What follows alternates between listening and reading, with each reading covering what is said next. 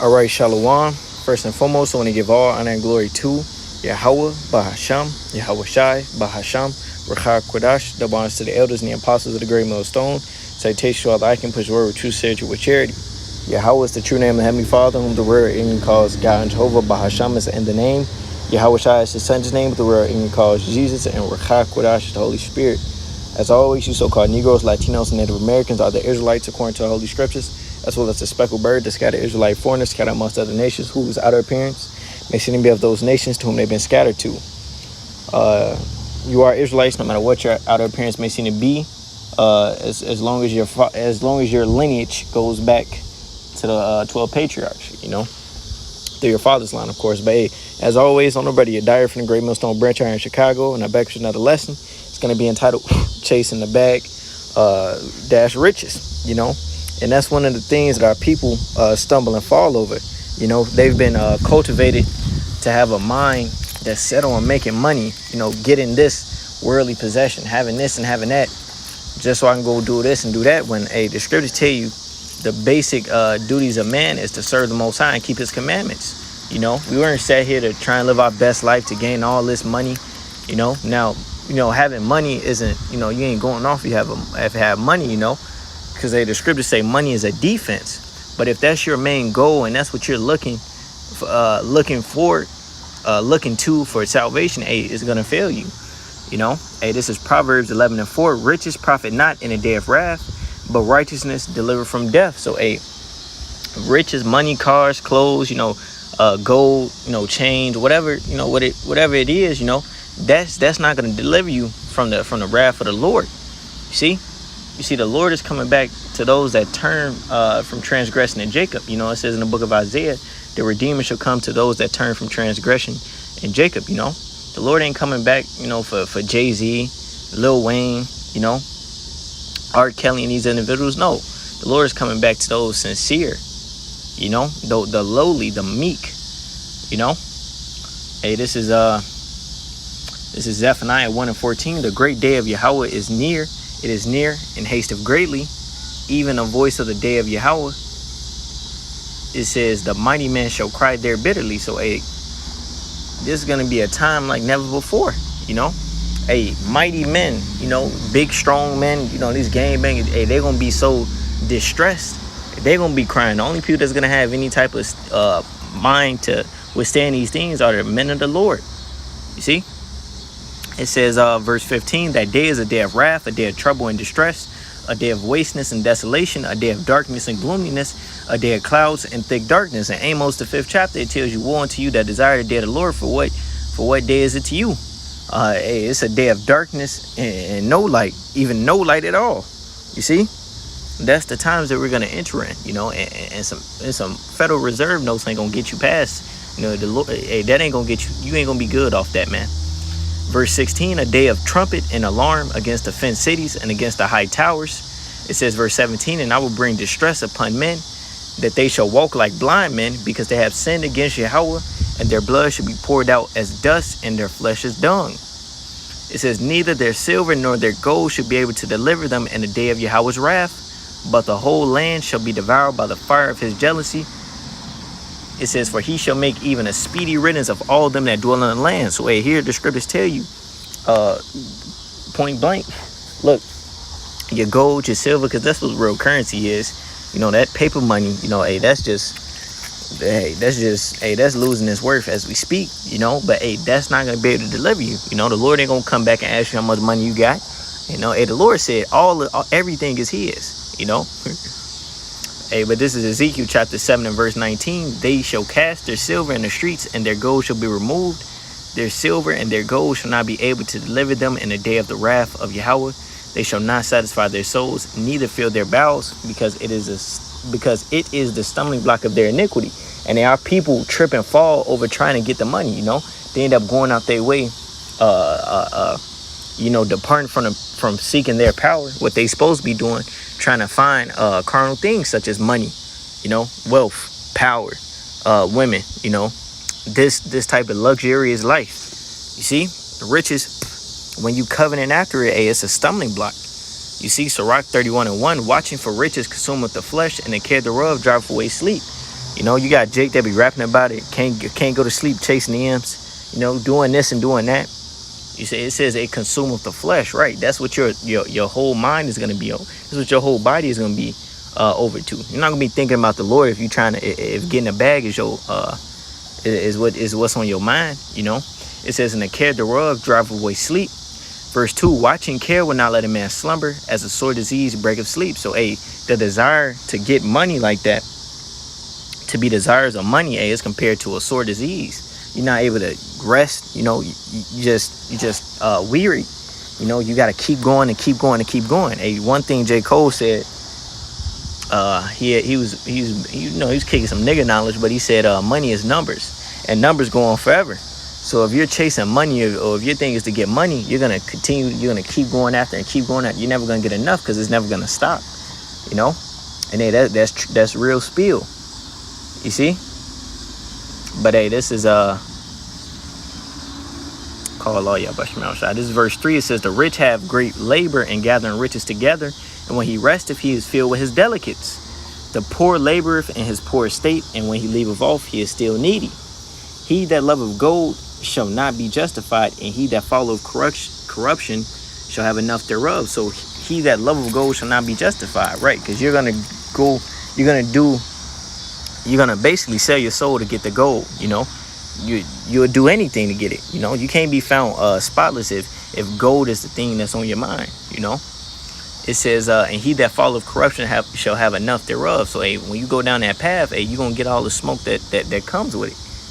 You see, the Sirach 31:6, gold have been a ruin of many, and the destruction was present. Right, riches, men kill other men over this stuff that, you know, they're coveting after. You know, first off, the labels sell out Jake the bag, then they go on Instagram, post a bag, you know, and basically have everybody coveting after what they have. Now at the street level, you got Jake killing each other, trying to get what these rappers got, man. You see?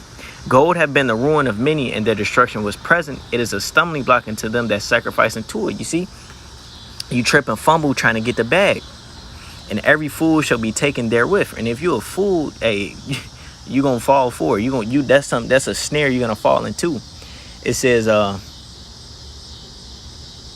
verse 8, blessed is the rich that is found without blemish, and have not gone after gold. So the true riches that you can have is faith. You see, because that's gonna deliver you. Having that faith in the Lord, coupled with those works, that's what's gonna deliver you. That's how you're gonna find favor in the eyes of the Lord. That's how the Lord is gonna show that He's working with you. You see, the Lord ain't finna be out a Jay-Z, you know, the elites of our nation, so to say, which they're not the real elites, but you know, those ones that's esteemed, the so-called blacks, Latinos, Native Americans. The Lord ain't gonna be dealing with them. You know, they're gonna have their money and stuff, but that's only gonna get them so far.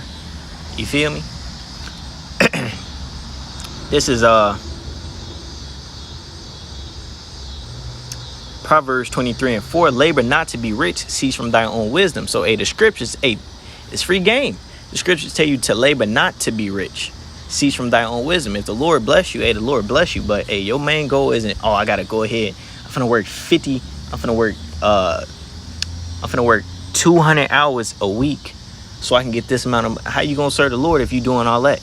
You know, you know what, I'm finna go to college, I'm gonna get this degree, then I'm gonna go into this engineering field, I'm gonna make this amount of much money. You know what, I'm finna go ahead and start selling this and selling that. You see, that's not how we were meant to live. You know, it says labor not to be rich, cease from thy own wisdom. Right, that's your own wisdom. The scriptures tell you that is a way that seemeth right unto a man. You see, our people think it's cool to, I'm gonna go get this nice job, and I'm gonna go feed my family, and I'm gonna go to church on Sundays. They think, you know, that's the right way to do it. But the rest of that proverb is to tell you, but the end thereof are the ways of death. So cease from thy own wisdom. Labor not to be rich, cease from thy own wisdom. Wilt thou set thine eyes upon that which is not? For riches certainly make themselves wings, they fly away as an eagle toward heaven. You see, a riches in this world, it's temporary. They can be taken away from you. You see? That's why the scriptures say, lay it for yourself treasures in heaven, where moth nor rough doth not corrupt, nor I'm gonna grab it. No, I just butchered.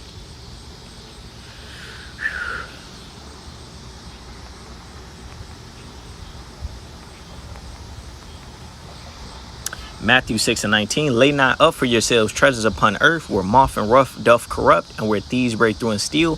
So don't treasure anything on this planet, on this earth. Certainly not riches. Why? Because they can be taken away from you.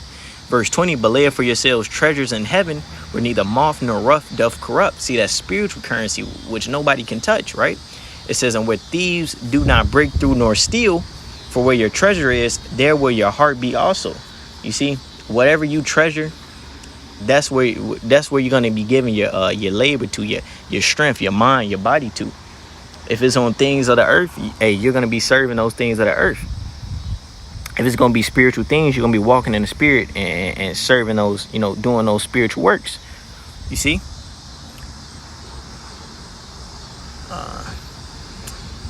I'm going to keep reading.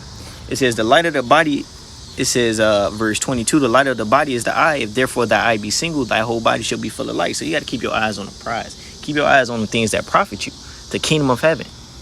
It says, but if thy eye be evil, thy whole body shall be full of darkness. If therefore the light that is in thee be darkness, how great is that darkness? You see? Verse 24, no man can serve two masters, for either he will hate the one and love the other, or else he will hold to the one and despise the other. Ye cannot serve the Most High and mammon. Let me go into that mammon really quick. It's Matthew 6 and 22.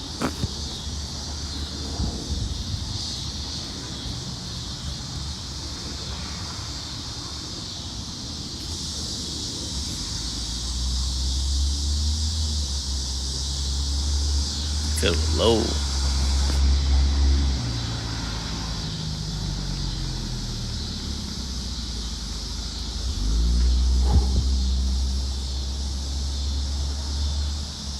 This is Matthew chapter 6. This that word mammon, it says mammon, treasure, riches. Where it is personified and opposed to the Most High. So riches. See, confidence, wealth.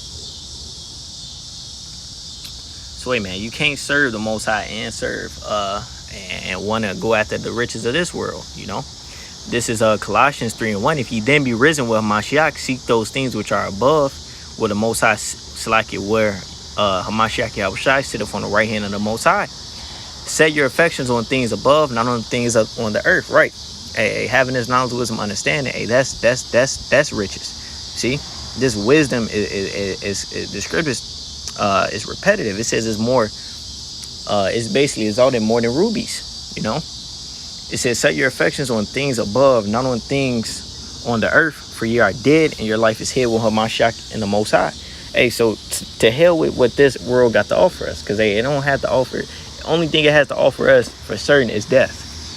It says when Hamashiach, who is our life, shall appear, then shall ye also appear with him in glory. So hey, we're gonna go ahead and get all those extra things when the Lord comes back. But as for right now, we're gonna serve the Most High, keep his commandments to the best of his ability, and wait on the salvation of the Lord. Everything else will come in due season. You see? This is 1 Timothy 6 and verse 5. Perverse disputings of men of corrupt minds and destitute of truth, supposing that gain is godliness. From such withdraw thyself. You see, gain is not godliness.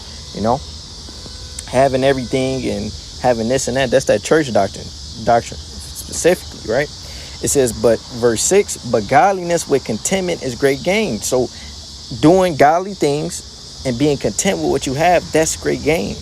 It says verse 7, for we brought nothing into this world, and it's certain we can carry nothing out. You see, you can't take the Benz and the mini mansion and a 50K up in your bank. You can't take that to the afterworld.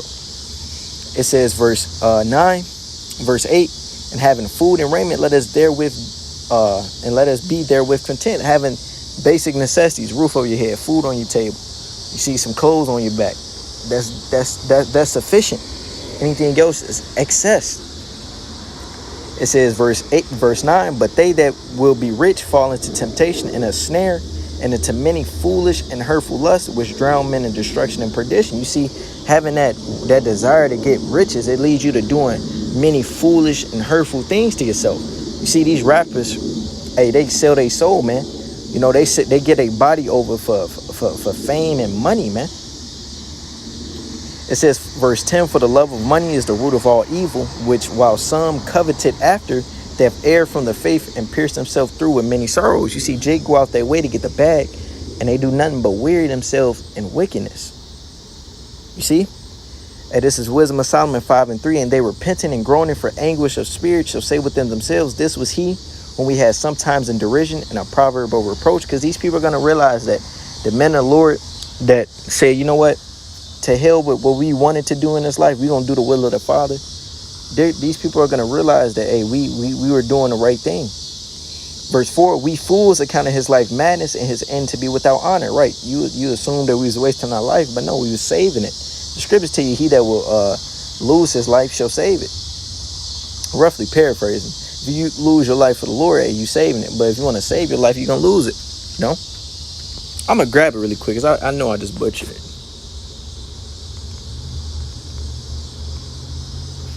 This is Matthew 16:24. It says, then said Yahushua unto his disciples, if any man will come after me, let him deny himself and take up his cross and follow me. For whosoever will save his life shall lose it. Right? You want to save your life. You want to be delivered from the hell that's going to come to this place. Hey, you got to drop what you're doing and serve the Lord. It says, and whosoever will lose his life for my sake shall find it. You see? Hey, it says, but Salaki, it says, for whosoever will save his life shall lose it. So if you, Salaki, if your intent is to maintain the state of this world and keep going with this and with that, hey, ultimately you're gonna lose your life. It says, and whosoever will lose his life for my sake shall find it. So if you lose yourself, you know, if you depart from this world for the Lord, that's great gain. It says, verse 26, for what is a man profit if he shall gain the whole world and lose his own soul? Or what shall a man give in exchange for his soul? You see? Verse 27, for the Son of Man shall come in the glory of his Father with his angels, and then he shall reward every man according to his works. This is Wisdom of Solomon 5 and verse 5. How is he numbered among the children of the Most High, and his lot is among the saints? You see, because doing the sacrifices that we're doing now, that's what's going to lead to eternal life. It says, verse 6, therefore have we erred from the way of the truth, and the light of righteousness have not shined unto us, and the sun of righteousness rose not upon us. You see, these people, they wanted to go to college, and they wanted to work this job and make all this money instead of serving the Lord. And yet last years of Babylon, ultimately it led to it's going to lead to your destruction. It's not going to profit you. Verse 7, we wearied ourselves in the way of wickedness and destruction. Right? You went on an alternate path, and you pierced yourself through it with many hurtful lust. You know, we wearied ourselves in the way of wickedness and destruction. Yea, we have gone through deserts where there lay no way. But as for the way of Yahweh, we have not known it. What have pride profited us? What good have riches with our vaunting brought us? So, what good to having pride? Oh, them niggas bums. They got on drugs. They need to get a job. What good did that do you? It's the end of the world now. The Lord is right here. It says, or what good have riches with our vaunting brought us? So what good did that, that chopper get you? You know, that gold necklace get you? All them women, the music video, what good did that get you? Verse 9, all those things are passed away like a shadow and as a post that hasteth by. You see, because the scriptures tell you that the fashion of this world fadeth away. This place is corruptible and it's gonna pass away. This is just a fad. You see?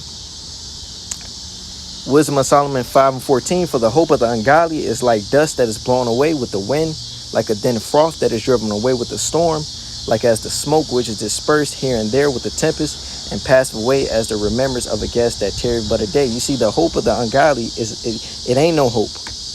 Verse 15, but the righteous live forevermore. Their reward also is with the Lord, and the care of them is with the Most High. You see, the righteous live forevermore, and the Lord cares about those that care about him, that's hazarding their lives, that have dedicated their lives and came back to him. You see, those are the only people that's going to be good. You see, it's more to life than riches, man. Hey, call Halayim La, Yahweh, Bahasham, Yahushai, Bahasham, Recha Kodash, double to the elders and the apostles of the great millstone. Salutation to all the Akim, push word with true with charity, Shalom, Barakatham, and a Bible ball.